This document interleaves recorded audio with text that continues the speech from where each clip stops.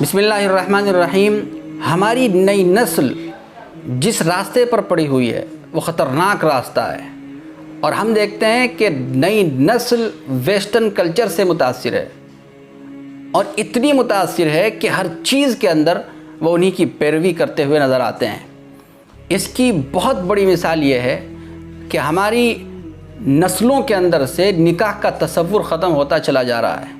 और निकाह से भागते हैं और नाजायज़ ताल्लुक़ात कायम करने में पेश पेश हैं। आप देखिए कि किस कदर हमारी नई नस्ल के अंदर ज़िनाकारी आम होती चली जा रही है, और उसकी सबसे बड़ी वजह यह है कि वो आपस में मिलना जुलना और आपस में बातें करना, ताल्लुक़ात कायम करना, मोहब्बत के अफ़साने बयान करना, ये सब चीज़ें पसंद करते हैं। और इस चीज़ को इतना फॉलो किया जा रहा है कि हर जगह पर आपको ज़िनाकारी के अड्डे नज़र आएंगे। जब आप गौर कर देखें, आप रेस्टोरेंट्स में चले जाइए, होटल्स में चले जाइए, हिल स्टेशन पर चले जाइए, पार्क्स में चले जाइए, यहाँ तक कि यूनिवर्सिटीज़ में, कॉलेजेस में, और फिर और भी नीचे आइए स्कूल्स में जहाँ पर बुनियाद है, वहाँ पर भी ये सब चीज़ें आपको देखने को मिल जाएंगी कि सब लोग, लड़के हों या लड़कियाँ हों, इस तरह से अपनी ज़िंदगियों को ख़राब कर रहे हैं कि जिसके ज़रिए से वो ज़िनाकारी के अंदर मुलव्विस नज़र आ रहे हैं। और ज़ाहिर है ये एक अल्लाह का निज़ाम है कि मर्द औरत की तरफ खींचता है और औरत मर्द की तरफ खींचती है। अट्रैक्शन अल्लाह ने रखा है इसलिए कि उसके ज़रिए से नस्ल को आगे बढ़ाना है। तो जब ये बात है तो ज़ाहिर है वो एक दूसरे की तरफ खींचेंगे, लेकिन इस रिश्ते को, इस ताल्लुक़ को हलाल तरीक़े से किया जाए तो उसके ज़रिए से पाक और साफ़ सोसाइटी और मुआशरा वजूद में आता है। इसकी एक मिसाल मैं आपको बता देना मुनासिब समझता हूँ, और वो ये है कि यूरोप के अंदर जिस वक्त ये बात कही गई कि बॉयफ्रेंड और गर्लफ्रेंड एक साथ रह सकते हैं और ख्वाहिशात भी पूरी कर सकते हैं रज़ामंदी के साथ, तो लोगों ने कहा कि भाई ये आज़ादी है और हर आदमी आज़ाद है, वो कर सकता है। चुनाचे उसको फॉलो किया गया। हाल ये हुआ कि आज वहाँ पर फैमिली सिस्टम तबाह व बर्बाद हो गया है। अगर आप गौर कर देखें, आप सर्च करें और यूरोप के चक्कर लगाएं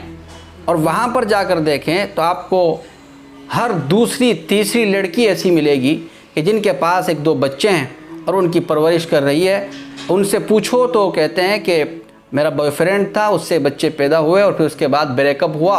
और वो छोड़कर चला गया। तो अब वो बच्चे, उनको पता ही नहीं है कि मेरा बाप कौन है। दूसरा बॉयफ्रेंड आया, एक आध बच्चा उससे हुआ, फिर तीसरा आया, फिर चौथा आया, पांचवा आया। पूरी ज़िंदगी के अंदर कितने बॉयफ्रेंड आएंगे, या इसी तरह किसी भी मर्द की ज़िंदगी के अंदर कितनी गर्लफ्रेंड आएंगी, इसका कोई तसव्वुर नहीं किया जा सकता। कितनी भी हो सकती हैं। ज़ाहिर एक सिस्टम है, और वो सिस्टम ये है कि एक शादी की जाए और शादी के ज़रिए से, निकाह के ज़रिए से हलाल तरीक़े से अपनी ख्वाहिशात को पूरा किया जाए और उसके ज़रिए से नस्ल आगे बढ़ाई जाए। फिर एक फैमिली वजूद में आती है, और फैमिली के ज़रिए से ख़ानदान वजूद में आता है, और ख़ानदान के ज़रिए से हसब नसब सब चीज़ें महफूज होती चली जाती हैं, और उसके ज़रिए से एक सालेह मुआशरा और बेहतरीन सोसाइटी वजूद में आती है। तो इस ख़तरनाक मर्ज़ से निकलना है। मैं ये नहीं कहता कि आप तालीम को छोड़कर या फिर बाहर की चीज़ें करते हैं उनको छोड़कर सिर्फ़ और सिर्फ एक कोने में बैठ जाएं, घर में बैठ जाएं। नहीं, काम सब करने हैं, लेकिन हमें अपने दामन को बचाना है,